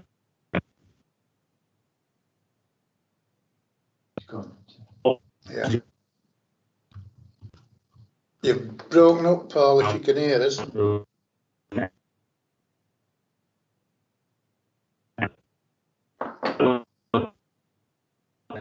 money was not. Can you hear? No, you keep breaking up. Yes. Can you hear me now? Yeah. Right, okay. Just correcting the developer when he said that the money's there to clear Valenspec. Actually, it's not Valenspec at all for part of that. It's to clear what nobody's mentioned, which is water that comes from the wooded area to the southeast that creeps along the boundary by the Gregory Springs estate and gets onto site. But that's just I'm just bringing that up to show balance from the Lead Local Flood Authority. When you're looking at this, there's to keep in mind when analysing the flood risk and the flood experiences, which are very real. There's no dispute that Granny Lane floods, that Valenspec floods, that the River Calder floods. What we've got to bear in mind, or what I have to bear in mind when I put my advice to the planning officers, is can you avoid the risk to the site? And if you can't, can you adequately mitigate the risk? And does the development increase risk elsewhere? And we should be answering that in the context of the planning NPPF and the local and national guidance. It's not the role of the development to solve existing problems. As harsh as that may sound, it's not the role. I think that was actually brought out in the quote from the representative of Mr. Eastwood. If the opportunity arises associated with the development, it's reasonable that we should encourage this. I think it's probably best if we break the causes of flooding down into component parts and bring it back together. The main river flood risk, I think, has been handled by Kate. We can see the zones there. You can also see the zone 3AI, which is the dark purple. Please make note of that in Granny Lane. That's where the dip is. And that's important when you're assessing the surface water flood risk, because we'll come back to that. And you will see some existing properties, one of which may have been mentioned by, lived in by one of the representatives who quoted that had been flooded several times. It is true what they say. If that application came forward today, Kirklees' local plan would not allow that to be built. So it just gives you a flavour of the different policies behind the different flood zones. I could throw a rhetorical question back about, does anybody want to have a stab at defining what a water meadow is? But I think that'd be quite cruel. There's no such concept in NPPF for a start off. Nobody's saying that surface water doesn't cross the site, but when it's repeated, I have to make clarification for all members. But when you're saying it's a water meadow, it's not an extra add-on addendum that somebody's put on the NPPF. The Environment Agency will look at the flood zones as you see it. I will look at the surface water and I'll explain where that comes from. It's certainly not a sophisticated agricultural design to get water onto the site. It's surface water flood risk from a pipe that doesn't work and from backing up at Valenspec, because the mining site, as you can see to the south east of the site, which has got some buildings on, is slightly raised compared to the field at the back. We'll come back to that. So that has no relevance in planning. We've talked about the sequential test, which is passed in the local plan. Which what it doesn't say is that we should move on to sequential approach. The Environment Agency will look at that, and so would we. Any site that has a part in flood zone 3, we would expect to do a sequential approach and move the houses into zones of lower risk. And the designers have ticked that box. We've talked about the emergency access, just in case that it floods in an extreme event. We can get the access out into flood zone 2. The Environment Agency, although I can't talk for them, will have also looked at that. Now, the main river itself also has to be taken into account when you look at surface water flood risk, because the level of the river dictates what happens on Granny Lane when Valenspec may burst its banks, or water may come through the site or around the site. If we can have a look at, Kate, if we can have a look at slide 13.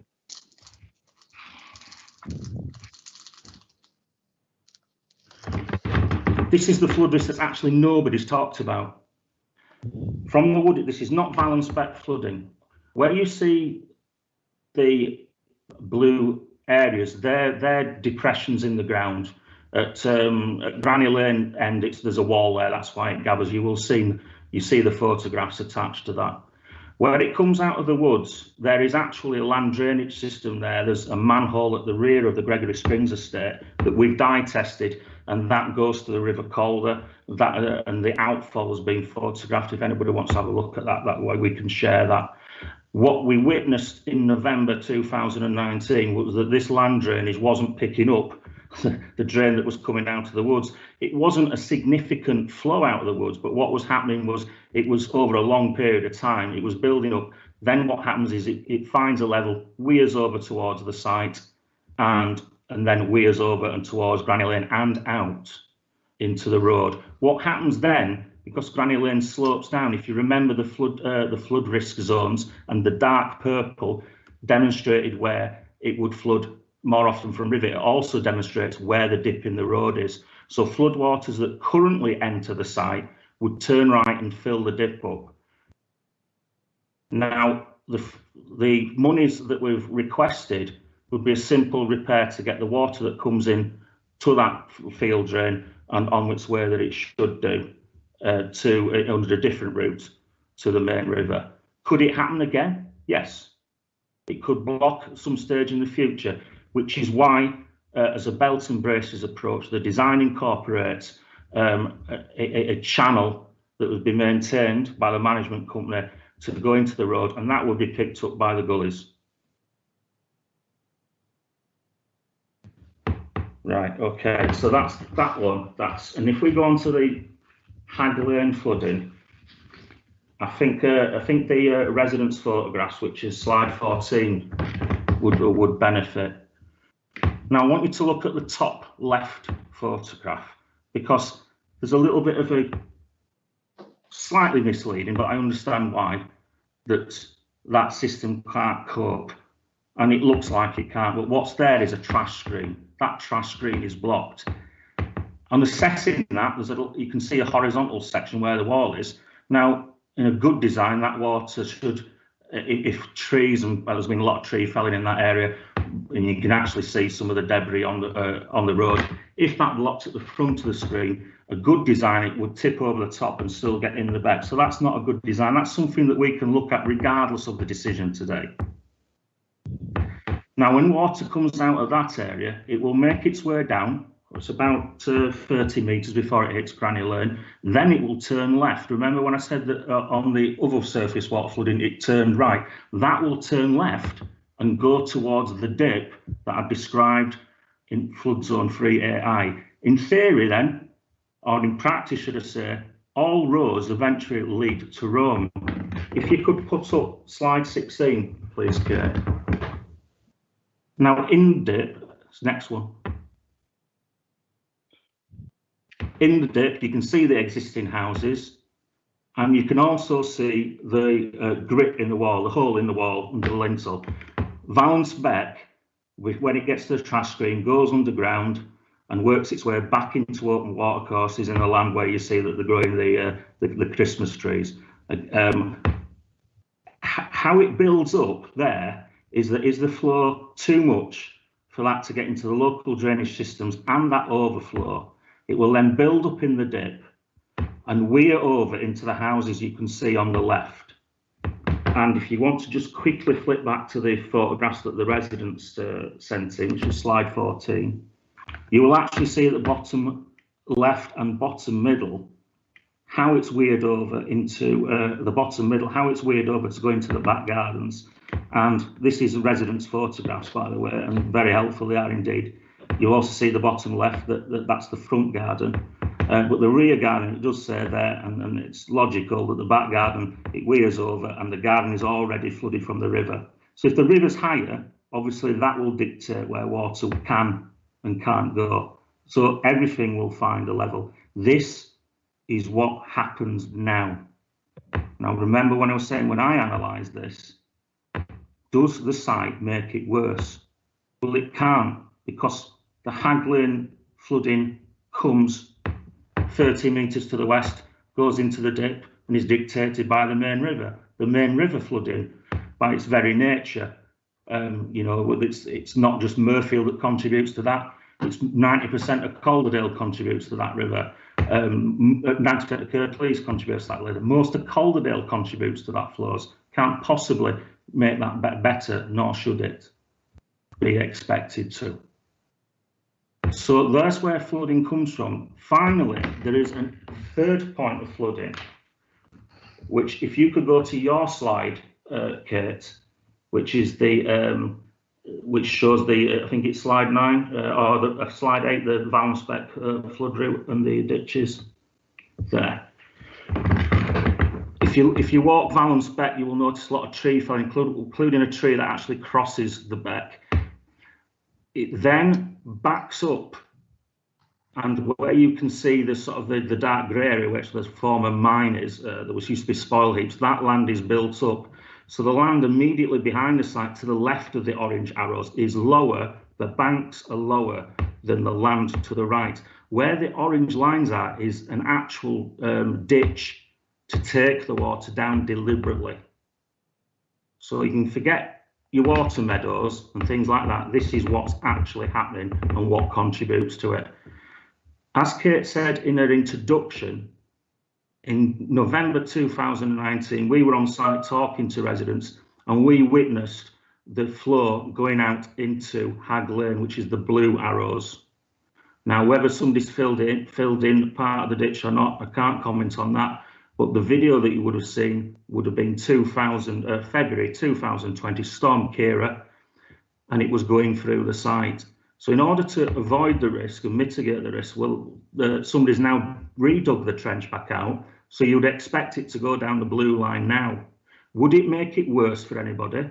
Well, that will come out at the entrance to that site below all the houses on Hag Lane, turn left and lead you to that grip in the wall, the low spot, instead of going through the site, turning right and leading to that grip in the low spot. This, you could argue that in some cases, if we enlarge that grip, this might be beneficial in some circumstances to the houses, but I'm not going to lie to anybody and say that it will cure anything. In fact, it will only reduce the risk somewhat, simply because you've got the risk from the main river. But will the site make it worse? No. You've also got to take into account that the site, when saturated in these storm events that people are named, it's a field that runs downhill, it's got no drainage on it. So what you would expect is water at the bottom contributing to that. And I heard one of the councillors say that they didn't buy, well, it was one of the councillors not on committee that said it would make it worse. Well, you're going to put drainage on there, intercept it and put it in a tank which has got hundreds of cubic metres of storage in and slowly release it to the public sewer. It does not contribute to Valence Beck. We objected to that because of the nature of how Valence Beck comes down, would have required a pump station. And I objected to the use of pump station because I believe that would make the risk worse for people in the vicinity of the site. Should it fail, pump stations have a tendency to fail in electrical storms. So it's kind of a double-edged sword. That's why it's going to the sewer. Yorkshire Water have to declare to Ofwat when they've got sewer capacity problems. There are no such declarations in the vicinity of the site. So I'm hoping that explains how the two areas, one from the wood and one from the orange lines there, how that affects the site. That's where water comes from. No emotive language such as water meadows, just fact. And there's money to repair that, and there's the ditch to send it back down to the route where it did in 2019, and it will end up in the same place as it would through the site. So you're not making it worse. So that is the analysis that we've come to.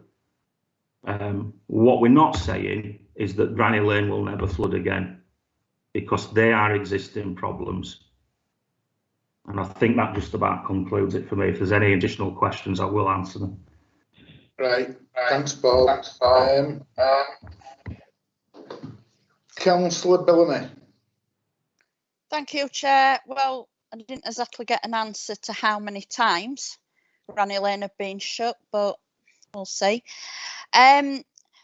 Just regarding the affordable housing, I don't actually understand. I was always told then on other applications that they can't be clustered, when on that they clearly are. So what, you know, how come they can on this one but they can't on any other site?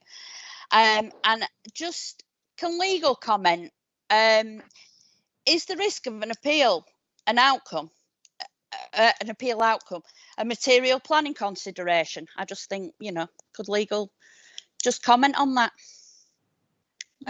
Chair, I was planning to come in and summarise and give some kind of direction after we've heard from members. Do you want me to do that now, or we haven't heard from everybody yet? But I can perhaps at the end I'll comment on that. Yeah, because there might be one or two other bits. And Councillor Patrick. Yeah, thanks, Chair. I'll try not to use emotive language this time round. I'm not in the slightest bit changed in mind from the explanation given by the LLFA. I've got plenty of experience of new housing sites built in the last 5 to 10 years where there have been flooding issues, all on tops of hills, all caused by surface water, all approved by the LLFA, all got attenuation tanks or surface water drainage and flooding issues on every single one of them when they're being built. This site is 1,000 times worse than any site we've got in my ward because it's right by the River Calder. It suffers both from river flooding and surface water flooding.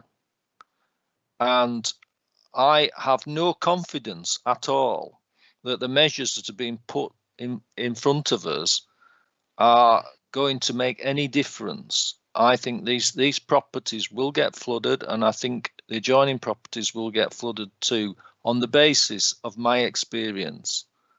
Councillor Pinnock mentioned the fact that it's an allocated site. So what? It might well be an allocated site, but there are plenty of allocated sites in the local plan that can't be developed.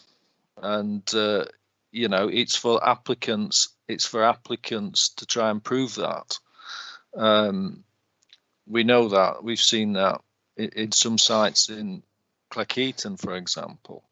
So, you know, we've got to look at this, what's in front of us. At the end of the day, if this committee approves this and that site floods, this committee is responsible for this decision. And I've had this loads of times whereby we might say, well, that we made a decision based on the information that was in front of us.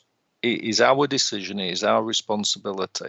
I do not believe that this site should have houses built on it because of the concerns about flooding and the information that's been provided to us. Thank you.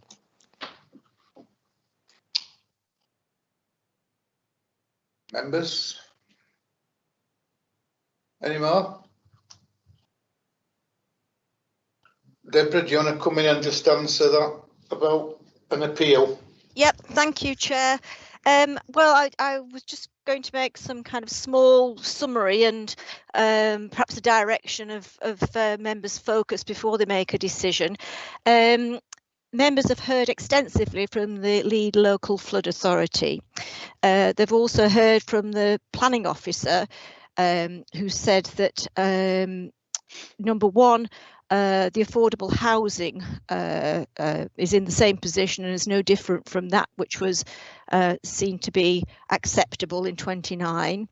She spoke about the flood zone, saying that the majority of the site is in flood zone 1. There's a very small section in flood zone 3, but that's been mitigated. Number 3, there is no longer any education contribution now, and she set out the reasons why that's fallen aside. And number 4, the site is an allocated site and it's wholly compliant with the local plan. There has been a reduced developable area with no houses in the flood zone 3. She's also added at the very start of her presentation today, when she did summarise some changes between this particular application in its current form that we're looking at today, and these are 4 changes. Number 1, there's been a channeling of water in a different direction. There's been a small change to housing dimensions. The access has been widened slightly, and again, no education contributions. So I rehearse all of that and would like members, when they are taking their decision, to consider and focus on what changes there have been since they approved the application at the committee resolution in 2019. That is a material consideration, and you must focus and you must give attention to that, in specifically what has changed since that resolution, because if you don't take account of that, it may be considered unreasonable, which answers Councillor Bellamy's question. And so those are the points which I want to make. And of course, if it is found to be unreasonable, there are cost consequences. So I just wanted to give that summary and direction almost into how members take those matters into account when they're making the decision. But of course, it is their decision ultimately. Thank you, Chair. Thanks, Deborah. Right, members.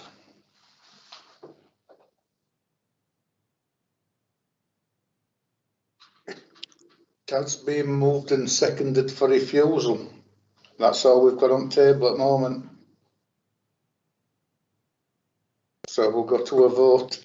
Do we need to expand on the... Sorry. Can we expand on that reason for refusal? I mean, a broad, vague flooding issue. It won't work. Isn't well. Members can, as I said, members can have any reason whatsoever, but whether it's reasonable and defendable is another question. So, if that could be more specific, that may be helpful.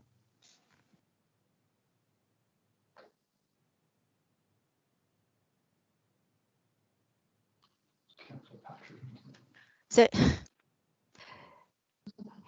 well, if we can't have a reason for refusal on the table. Hang on, just a minute. There is a reason for refusal. Flooding. It's just that you're not accepting of the detail of it. That is my reason for refusal, and it's been seconded. Well, I'm just concerned about the efficient running of this committee and how we deal with that, because we really need some specific reason for the developer to rely upon if he does choose to appeal. Do you know? I mean, we can't really move forward just on that. No. I mean, we need some more flesh on those bones. Chair. I sit and attend other planning committees, and when committee members come up with reasons, then the officers and the legal officers flesh it out and they help and assist us. You know, they don't leave us to sort of flounder. And you know, I think you know, we're not planning consultants.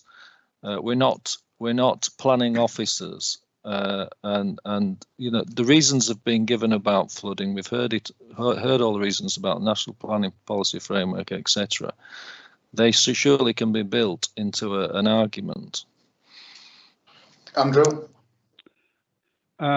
Thank you, Chair. Yes, I'm a little bit concerned that we have had a long presentation from Mr. Farndale, who is a professional water engineer, and I would not. I mean, I am not a professional water engineer. I don't pretend to understand all the movements of water. I do know actually that water tends to go downhill. That is something that most people will know. But clearly he has studied this site to a lot greater extent than any of us have done. And his professional opinion, I can't quote him exactly, but his professional opinion is that building on this land will not make the flooding situation worse. It was words to that effect. So I think this is partly why I mentioned the appeal situation. But if one goes against the advice of a professional, then we're in difficulty. I think at the very least, if we're not sure about this, then we should defer this again, unfortunately. So no, I tend to agree with you, Steve, but you know, we can't be put into a position where if there was an appeal, that the evidence that we put up or asked officers to put up as an appeal is shot down. That would be a very uncomfortable situation. Kate. Thank you, Chair. It's just coming back on one point, and I think we need to be clear about this, that the majority of the site is not within a flood zone. The majority is within flood zone 1, with an element within flood zone 2 and a small part at the northern part of the tip within flood zone 3. We're not proposing to put any houses in flood zones 1 or 2, in flood zones 3. They're all within flood zones 1 or 2. If members are concerned about the access being within flood zone 3, then we have tried to provide some clarity to that. But in response to Councillor Patrick's comment about officers providing some guidance, if that's the primary concern, then we have tried to explain that, but obviously members can come to a different view. Thank you, Chair. Thanks, Kate. Mohan? Chair, yeah, we heard this professional update from our own officer with regard to the flooding, but we have heard so many residents who live on that near or on the site who have the experience, day-to-day experience of flooding. They're not lying. They're not lying. So we have to listen to those residents who had experience. Yeah. So I don't see any point to defer this item again and be well with the next time same situation. We don't get any revised better scheme from the developer. So I'm intent to refuse this, vote for refusal this application. Thank you. Councillor Bellamy. Thank you, Chair. We've just said that the access to the site is in flood zone 3. So what if we build here, that isn't going to make that any better. Granny Lane floods regular. We already know that. We've seen it. That road is closed quite a lot. And I mean, nobody said how many times it had closed. To me, that however you look at it, that isn't, that's a problem. It ain't going to get any better. So people aren't going to be able to even get to these houses if they happen to be built. You can't, how they're supposed to get. Say you've got a nurse that works at Leeds or works at HRI or something. All of a sudden we have heavy rainfall. She can't get home. That's it. She hasn't got access back to her house if she happened to live there because she's going to be, it'll be flooded, so she can't get home. So that to me covers the flooding issues. There's also the affordable housing bit as well. Why can they be clustered on this site and not on others? Chair, can I come in? Yeah. Yeah. I think so. The reason for refusal is getting more flesh on its bones. You're saying that the access is in flood zone 3. I think officers would be able to flesh that out a little bit more, Kate, if you could. I don't think the pepper potting of the affordable housing situation is relevant really, because it was acceptable last time it was looked at. So I think we should concentrate on, if we are going to refuse, on a reason for refusal with access in flood zone 3. I'll hand over to Kate. Thanks, Deborah. Thank you, Chair. I think from the discussion that I've heard, obviously members and residents, I think partly what you're saying is that your concern is that the position of the vehicular and pedestrian access, partly within flood zone 3, results in the failure of the scheme to deliver a safe access and escape route for future occupiers at all times. I think that's the point that's coming across, and that could be fleshed out into a reason. Thank you, Chair. And the summer, I spotted it last night at home, and it's 6.3. It says part of the site is within flood zones 2 and 3. If you go to 6.4, it says no residential development shall take place in flood zone 3. I find that a tad confusing. But all in all, the longer this, the more times we have this coming to us, the less I like it, to be quite honest with you. It's all piddly stuff. That is the point. There's no that you can throw any mate on. It's all a bit skinny, but I just don't like it, full stop. Chair, I think the suggestion that has been made by Councillor Bellamy and fleshed out slightly by Kate as a technical officer would be an adequate reason for refusal if you want to vote on that. Right, well, just go to Mohan and Rob, and then we will go to a vote. Right, Mohan. Yeah, just very briefly, Chair. I heard sometime if the houses are in flood zone area or in where the flooding is going on, the insurance company don't recommend any mortgage. Yeah, I'm not sure it's true or not. Can the officer explain it? Not an issue, is it? I think just to confirm, Chair, it's Julie Stedman, the group leader.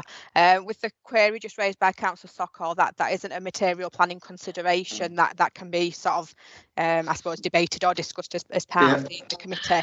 I think coming back to what both Kate and Deborah have sort of set out following from Councillor Bellamy's comments about the access being sort of within the flood zone 3, and then the concern there in terms of sort of delivering that safe access and escape routes for future occupiers. I think, like as Deborah sort of pointed out, that is something that is a material consideration. That is something that we can sort of relate to the relevant development plan policies and the MPPF. Thank you, Chair. Thanks, Julia. Rob? Yeah, I very much agree with the comments that were made earlier by Councillor Pinnock about this. I think it is a really difficult decision on this site. I've changed my mind 2 or 3 times actually while I've been listening to the evidence from different people. Where the only thing I disagree with Councillor Pinnock on is, I think if we defer this, I'm not sure on what grounds and what extra information could come back to us. I understand why you said it, Andrew, but that is the difficulty. What else is going to come back which will help us to make our decision on this one? And yeah, so I think we probably should go to a vote. I've now made my mind up, but it's been quite a difficult process, really, I think. No, I agree with you. Everything that's been said, right, we will go to a vote. This vote is to refuse. Yeah, that's on the basis of what Kate put from Councillor Bellamy's comments. Yeah. So, Councillor Akhtar? For. Councillor Bellamy? For. Councillor Patrick? For. Councillor Pinnock? Against. Councillor Sokol? For. Councillor Walker? On mute. You're on mute, Rob. Against. Councillor Hall? For refusal. That's carried, Chair. Thank you. Right, members. I believe we're stopping in Mirfield.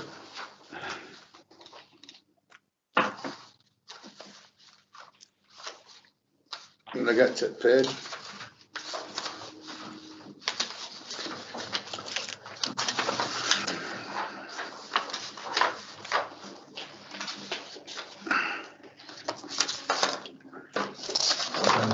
Right. Wants to say something.